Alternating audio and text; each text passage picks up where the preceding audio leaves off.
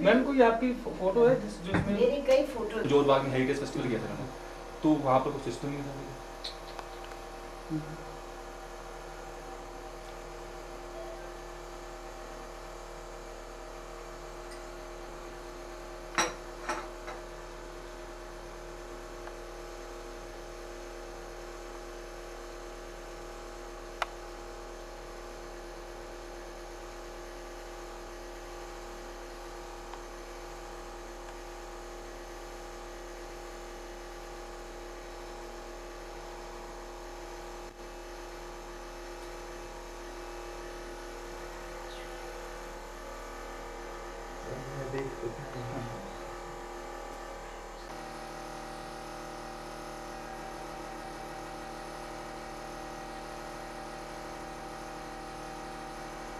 कहाँ ले जाती होंगी जी पर सोचा भी था यहाँ पर। अच्छा हो गया सर, अच्छा हो गया, अपना आ गया। रूबरू देखने वाले तमाम दर्शकों को स्वास्तिक शर्मा का नमस्कार। प्यारे दर्शकों, जैसे आप सब जानते हो कि इस कार्यक्रम के अंतर्गत हम आपकी मुलाकात अक्सर प्रदेश के सीनियर लीडर से कराते हैं। पिछली बार हमने आपकी मुलाकात हरियाणा प्रदेश के minister, revenue minister, election minister Shri captain Ajay Yadav से करवाई थी, और इस बार हम आपको हिमाचल की तरफ ले चलते हैं। वो हिमाचल जो अपनी नाटियों के लिए प्रसिद्ध है, वो हिमाचल जिसको देवभूमि भी कहा जाता है। ऑल इंडिया कांग्रेस कमेटी के अंदर हिमाचल का क्या स्थान है, आप इसी बात से अंदाजा लगा सकते हैं कि जब श्रीमती इंदिरा गांधी जी ने अपनी वसीयत में एक बात कही थी कि मेरे मरने के बाद मेरी अस्थियां इन्हीं हिमालय पर्वतों में विसर्जित कर दी जाएं, और आज भी जब ऑल इंडिया कांग्रेस कमेटी अध्यक्ष श्रीमती सोनिया गांधी जी थक जाती हैं तो इन्हीं वादियों में अपनी थकान मिटाने के लिए आते हैं। और आज ये हमारा सौभाग्य है कि हिमाचल प्रदेश जो सेबों के लिए मशहूर है, और जो जिन सेबों को हिमाचल प्रदेश में लाने का श्रेय जिस इंसान को जाता है वे थे श्री सत्य प्रकाश स्टोक्स से। आज उन्हीं के खानदान से अपनी वही एकता का झंडा बुलंद किए हुए आज हमारे बीच में हिमाचल प्रदेश कांग्रेस कमेटी के पूर्व अध्यक्ष और ऑल इंडिया कांग्रेस कमेटी। एक बात मैं जरूर कहना चाहूँगा प्यारे दर्शकों कि ऑल इंडिया कांग्रेस कमेटी अध्यक्ष श्रीमती सोनिया गांधी के डिक्शनरी में बहुत कम लोग हैं जिन पर वो विश्वास करती हैं, उन्हीं में से एक नाम श्रीमती विद्या स्टोक्स का भी आता है। और आज ये हमारा सौभाग्य है कि स्टूडियो में हमारे बीच में श्रीमती विद्या स्टोक्स बैठे हैं, जो आज वर्तमान में हिमाचल प्रदेश के अंदर इलेक्ट्रिसिटी मिनिस्टर और एमपीपी मिनिस्टर हैं। मैडम, स्टूडियो पर आने पर आपका बहुत बहुत स्वागत है। धन्यवाद। और मैडम, आपकी आमद को मद्देनजर रखते हुए शेर है कि हालात के प्यारे हाथों से जज्बात का रिश्ता जोड़ा है, आगाज तो कर बैठा हूँ मगर अंजाम तुम्हीं पर छोड़ा है। मैडम, हम सबसे पहले आज की बातचीत इसी बात से आरंभ करते हैं, क्योंकि आपने राजनीतिक का एक बहुत विशाल सफर पूरा किया है, फिर भी आप अपने आप को राजनीति में कैसे लेकर आए, इसके पीछे किसकी प्रेरणा है, इसके बारे में बताइए। देखिए, सही मायने में मुझे प्रेरणा तो श्रीमती हमारे स्वर्गीय नेता इंदिरा गांधी जी ने मुझे प्रेरणा दी। और मैं तो सोशल वर्क करती थी और मेरा कोई इंटरेस्ट नहीं था, पर उन्होंने जब मुझे मेरे स्वर्गीय पति लालचंद स्टोक्स का देहांत हुआ, उसके बाद उन्होंने चाहा कि मैं इसमें उन्हीं की जगह में इलेक्शन लड़ूं, और उसने मुझे बहुत प्रेरणा दी, बहुत उत्साह दिया। जब भी मुझे कोई मुसीबत आती थी तो हमेशा मुझे बहुत भरोसा देती थी, और मैं उस तरह से लगातार मैं इलेक्शन लड़ती रही, और भगवान की कृपा रही, लोगों का विश्वास रहा, लोगों का बहुत मुझ पर भरोसा रहा, तो मैं आगे बढ़ती गई। मैडम, प्रदेश के आपके पास बहुत मेन डिपार्टमेंट्स हैं हिमाचल प्रदेश के, पावर और एमपीपी। और अपने डिपार्टमेंट में आपके मंत्री बनने के बाद आपने कौन कौन से कार्य किए हैं जिससे आपका डिपार्टमेंट आगे डेवलप हुआ हो, इसके बारे में बताइए। देखिए, बात यह है, बिजली विभाग बहुत बड़ा विभाग है, इसमें कोई शक नहीं है, और ये हमारे हिमाचल के लिए बहुत महत्वपूर्ण विभाग इसलिए भी है कि ये रेवेन्यू हमको जनरेट करता है, यही आमदनी हमको दे रहा है सबसे ज़्यादा। क्योंकि जैसे जंगल हमारे यहाँ बहुत थे, लोगों जंगलों से रेवेन्यू कमाते थे, तो हमारी सरकार ने, मुख्यमंत्री जी ने इसको ग्रीन फैलिंग को बंद कर दिया। जब ये हुआ तो सोचना पड़ा कि हम लोग पानी को क्यों ना इस्तेमाल करें, और डॉक्टर वाई एस परमार के टाइम से ये प्रोजेक्ट जो नाथपा जागरी का काम शुरू हो रहा था। आस्ते आस्ते इसमें काफ़ी समय लगा, बहुत बड़ा प्रोजेक्ट था, 1500 मेगावाट, मेरे ख्याल एशिया का सबसे बड़ा प्रोजेक्टों में से एक है और इस पर काफ़ी समय लगा। और मैं समझती हूँ जब ये अभी हमारा चालू हुआ है पिछले साल से, तो इसमें 1500 मेगावाट हमारी जो पैदा होती है बिजली, वो केवल अपने लिए नहीं, अपने पड़ोसी प्रदेशों को भी हम देते हैं, तो उनको भी लाभ होता है और हम सबसे सस्ती बिजली दे रहे हैं। उसके अलावा आज हमारा प्रदेश जो 5 नदियाँ हैं, 5 नदियों में पानी बहता है, उसका लाभ क्यों ना उठाया जाए। इसीलिए कोई भी ऐसी नदी नहीं जिस पे हमारे प्रोजेक्ट नहीं बनाओगे। हमारी कोशिश ये है कि आने वाले 10-15 सालों के अंदर हम सारी नदी नालों पे हम अपने मैक्सिमम प्रोजेक्ट लगा लें और उनसे क्या होगा, बिजली का उत्पादन होगा, सारे देश को लाभ होगा, प्रदेशों को लाभ होगा, हमको भी लाभ होगा, हमें पैसा मिलेगी, हमें उससे आमदनी का जरिया बनेगा। और क्योंकि यहाँ पर भूमि जो है सारी भूमि जरखेज नहीं है, पहाड़ है, ढांक है, हमारा एरिया पंजाब से ज़्यादा है, हरियाणा से ज़्यादा है, आबादी हमारी बेशक कम है और बिखरी भी आबादी है। तो इसीलिए सब जगह या तो जंगल है, उनको भी संभाल के रखना है। यदि जंगल हम काटते हैं तो अब बाढ़ आ जाएगी देशों में, वो भी हमारी एक जिम्मेवारी है देश के प्रति कि हम उनको बाढ़ों को रोकें। और इसीलिए हमारी कोशिश है कि हम बिजली को पैदा करें। अब जब से मैं आई हूँ अभी तो 4 साल हुए हमें, 4 साल के अंदर हमने कोशिश की है कि नए प्रोजेक्ट्सों को हम जल्दी से जल्दी उनको टेंडर करें, उनको एडवर्टाइज़ करें, अखबारों में एडवर्टाइज़ किया। और अभी हम समझते हैं कि इस वक्त हम जो है 6600 मेगावाट पैदा कर रहे हैं और इतना ही 3-4 साल के अंदर हमने 6000 के करीब मेगावाट और तैयार करना है। मतलब लिहाजा 20,000 मेगावाट से ऊपर 20-21,000 मेगावाट की हमारी क्षमता है, तो उसको पूरा करना चाहते हैं।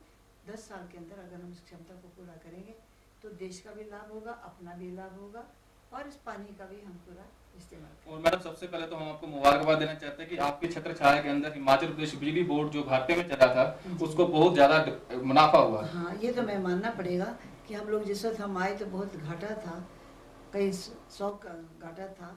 फिर पिछले साल हम उन्हें बराबर कर दिया और थोड़ा सा मुनाफा किया। इस साल हमने 20 करोड़ मुनाफा कमाया और ये मेरे बिजली बोर्ड के जो जितने भी हमारे मुलाजिम हैं, ऑफिसर्स हैं, मैं सभी को उस बात का उनको देती हूँ, श्रेय देती हूँ और अपने को भी कि हमने सब ने मिलकर इस काम को किया ताकि हमारी जो घाटों की रीति है जो इसको ख़त्म किया जाए और इस साल हम समझते और भी अच्छी परिस्थिति हो जाए। मैडम अक्सर हमने क्वेश्चन किया था श्री अविनाश खन्ना जी से जो बीजेपी अध्यक्ष पंजाब के हैं और मेंबर ऑफ पार्लियामेंट होशियारपुर से रिप्रेजेंट करते हैं, तो उन्होंने सतलुज पर बैराज का विरोध किया था।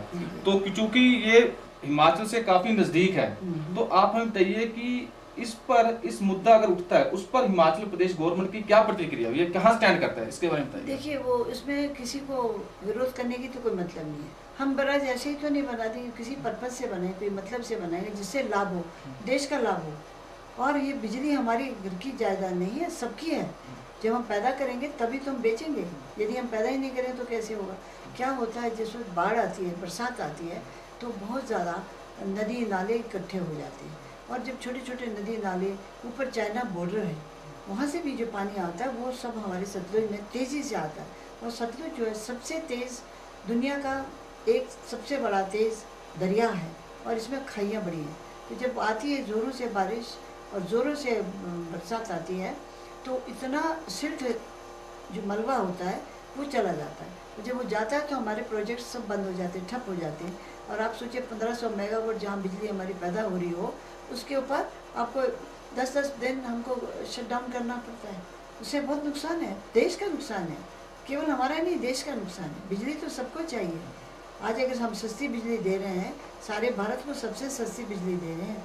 और सबसे बड़ी बात है, बड़ी बड़ी आपकी इंडस्ट्री जो आई हैं, चाहे वो पंजाब की, हरियाणा की, हिमाचल की, राजस्थान की, कहीं से भी आई हैं, उन इंडस्ट्री को बिजली तो हम ही दे रहे हैं ना, और रेगुलर दे रहे हैं।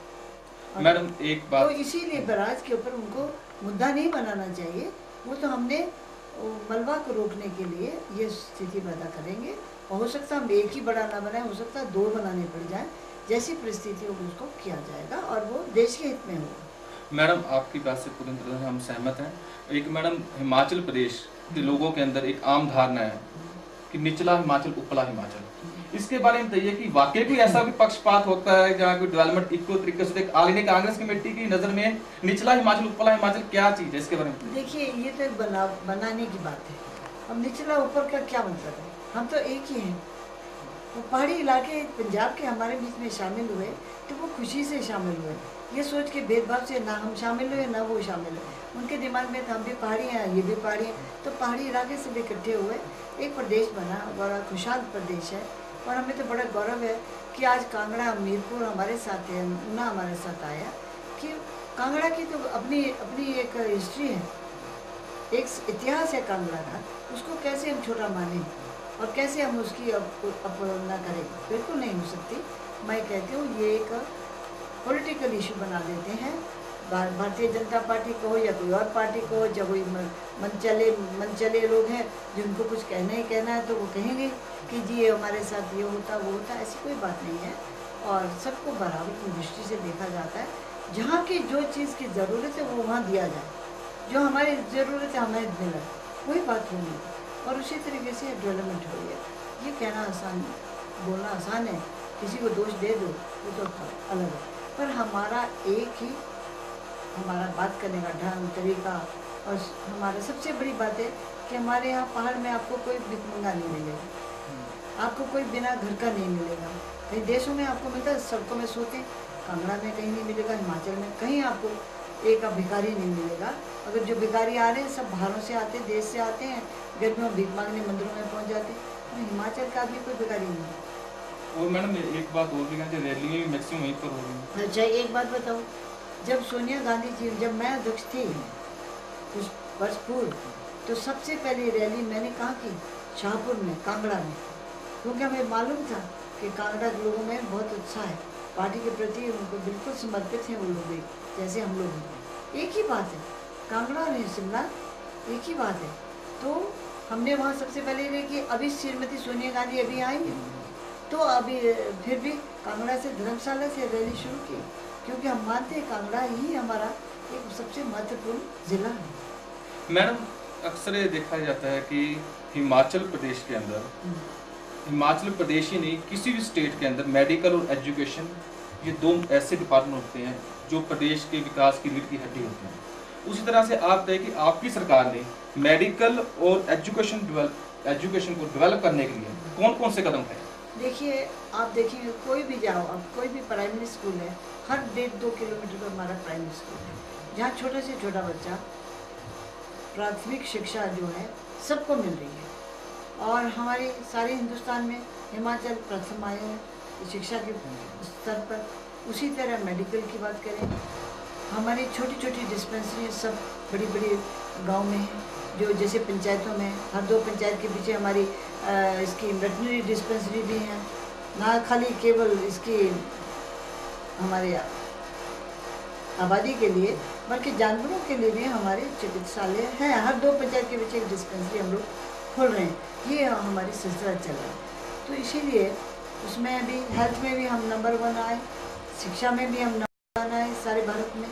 और सबसे बड़ी बात जो आई है कि हम लोग हमारी सरकार ने जो गरीबों के लिए, पाहिजों के लिए, विधवाओं के लिए, अनाथों के लिए, उनके लिए महत्वपूर्ण काम की कदम उठाए। अगर मैं उनकी बात करने लगूँ तो बड़ी कहानी हो जाएगी, पर मैं संक्षिप्त में बोलना चाह रही हूँ। हमारे बजट का 48% इसी काम में जा रहा है, सोशल सर्विसेज में, बहुत बड़ा काम है। और उसके अलावा जो हम एक काम और कर रहे हैं जो कि साथ ही साथ रोज़गार भी लोगों को मिले, इसमें अभी हम पूरा तौर से हम कामयाब नहीं हो सके। रोजगारी, बेरोजगारी बहुत ज़्यादा है। हमारे हिमाचल में ये बहुत ज़्यादा अनएम्प्लॉयमेंट है। हमारी जो प्रोजेक्ट्स अभी हमने लगाए हैं, बिजली के प्रोजेक्ट्स, उसमें हमने अपना बना दिया, जो पॉलिसी बनाई उसमें 70% हर प्रोजेक्ट वाले को, हमारे हिमाचली को रोज़गार देना है, 70%। उसी तरह जितने इंडस्ट्रीज बड़ी आई हैं हमारे हिमाचल में, उनके लिए भी यही लागू हुआ कि 70% उनको रोज़गार हमारे हिमाचलियों को देना पड़ेगा, किसी न किसी रूप में, चाहे सब कॉन्ट्रैक्टर हो, कॉन्ट्रैक्टर हो, उसको भी ऊपर वो लागू होगा। और उस पर बड़ी सख्ती से हम उसमें लागू कर रहे हैं। हमारी जो इंडस्ट्री पॉलिसी है उसमें भी है, हमारी जो पावर पॉलिसी है उसमें भी ये लागू है। तो आप समझ सकते हैं कि पानी के लिए भी हम तो, बल्कि ये भी हमने किया, जो हमारे नदी नाले उसमें 15% पानी रखना ही पड़ेगा। ऐसा न हो सारा पानी वो खींच लें और लोगों के जीव जंतु मर जाएंगे। उसके अलावा आपके लोगों की खेती के लिए भी कहीं ज़रूरत पड़े तो पानी की कमी नहीं पड़नी चाहिए। तो कुछ ऐसी पॉलिसी हमने बनाई, डिसीजन किए हैं जिसमें कि आपके आने वाले समयों में, आने वाले वर्षों में हर तरह का बैलेंस ठीक जाना चाहिए। मैडम, तो रोज़गार खुलेंगे तभी जब इंडस्ट्री में जाएंगे लोग, सीखना तो पड़ेगा। बल्कि हमने तो अभी प्रोजेक्ट्स वालों को कहा है कि आप अपने अपने वर्कशॉप अपने अपने प्रोजेक्ट्स में चलाइए, वहाँ के लोकल लोगों को उनको ट्रेनिंग प्रोग्राम दीजिए, 6-6 महीने के कोर्सेज कराइए ताकि आपको भी ट्रेन लोगों का पूरा इस्तेमाल करने का लाभ होगा। ये हम कर रहे हैं। मैडम अक्सर देखा गया कि हिमाचल की जनता ये कहती है, जहाँ तक आवाम का सवाल है, क्योंकि हमारा मीडिया आवाम से रिलेटेड होता है, वो कहते हैं कि हिमाचल में वैसे तो सभी मिनिस्टर काम करते हैं, लेकिन जो श्रीमती विद्या स्टोक्स है वो काम करने में एनर्जी बहुत ज़्यादा है। इसका क्या कारण है? व्यक्तिगत तौर पर मैं भी क्वेश्चन करना चाहूँगा कि इस उम्र में आप एनर्जी कहाँ से लेकर आते हो? देखिए, एनर्जी तो हमको जनता देती है। जी, जहाँ हम समझते जब लोगों ने हमको चुन के भेजा है तो हमारी जिम्मेवारी बहुत बड़ी है, और ये समय बार बार नहीं आता है कि हम लोगों की सेवा करने का मौका मिला है। जब मिलता है तो उसका पूरा लाभ उठाना है और उनकी सेवा करनी है। वो अपने को भी तो संतोष देता है। एनर्जी तो अपने आप आती है जब लोगों को हम खुश एनर्जी इसलिए कुदरत ने भी आपको पावर मिनिस्टर बनाया है। इस बात को कह सकते हैं। ये भी नहीं, खाली पावर मिनिस्ट्री की बात है, पर मैं समझती हूँ जिम्मेवारी का एहसास होना चाहिए हर व्यक्ति को। खास करके हम जब जनता के बीच, हम लोग जनता ने हमको चुना है, हमें वहाँ पर भरोसा रखा है, तो ये हमारी एक जिम्मेवारी बनती है कि हम ज़्यादा से ज़्यादा समय उनके लिए दें और करना भी चाहिए। और अब थकावट के मतलब ही कोई नहीं है, थकावट का शब्द ही नहीं होना चाहिए। हम नेहरू जी हमारे बहुत पुराने ज़माने, तो मैं बहुत छोटी थी उस वक्त, तो वो कहा करते थे आराम हराम है। तो मैं उनकी बात को बार बार सोचती हूँ। कई बार वो ठीक कहते थे नेहरू जी, राम हराम है, तो इसलिए आराम करने का कोई मतलब ही नहीं बनता। जब तक हम काम कर सके करना ही चाहिए, और वो हमारे लिए भी अंदर में एक संतोष देता है। जरूरी बात। मैडम, आप हमें ये बताइए कि राजनीति के अलावा आपको क्या क्या हॉबीज़ हैं? इसके बारे में तो बहुत ज़्यादा हॉबीज़ है। मैं वैसे तो मुझे सबसे आजकल हॉबी तो नहीं कहूँगी, मेरा काम है दूसरा। मुझे खेलों से बहुत दिलचस्पी रही, बहुत ज़माने से। मैं हॉकी में मेरा इंटरेस्ट रहा, और हॉकी की मैं रशिया कई बार रह चुकी हूँ और हर बार चुनी जाती हूँ। और नेशनल लेवल पे भी मैं हॉकी की अध्यक्ष हूँ, और उसके अलावा एशिया में वाइस प्रेसिडेंट हूँ, और इंटरनेशनल में मैं बहुत जगह में रही। हॉकी के इसके स्पोर्ट्स के मैं इसमें FIH में भी मेंबर रही हूँ। उसके अलावा मेरा शौक़ दिलचस्पी बहुत है, सोशल वर्क में बहुत दिलचस्पी है। अब मैं ज़रा वो कम हो गया, अब उसको और ढंग से मैं काम करती हूँ। सोशल वर्क में लोगों की सेवा में समझती, वो भी हमारा समर्पित होना ही, ये भी एक सोशल वर्क है। फिर मुझे शौक़ है फुलवाड़ी का, पौध किस्म किस्म के पौधों को जमा करना, दुनिया भर से पौधे इकट्ठे करना, बीज लाना, उनको पैदा करना। अपने मेरा जो बाग बगीचा है मेरे फार्म पे, वहाँ मैं हर किस्म के पौधे, दुनिया का हर मशहूर पौधा वहाँ आपको मेरे यहाँ मिलेगा। तो ये भी मेरी शौक़ है। और ऐसे कई शौक़ और हैं जो जिसमें कोऑपरेटिव मूवमेंट में मेरा बड़ा दिलचस्पी, उसमें मैं समय निकालती हूँ और कोशिश करती हूँ कि जैसे हमारे किसानों का, किसान हमारी, हम खुद भी किसान हैं, बागवानी है तो किसानी करते हैं। मुझे बहुत वर्षा में नेशनल और इंटरनेशनल किसानों के ऑर्गेनाइजेशन में काम करती रही।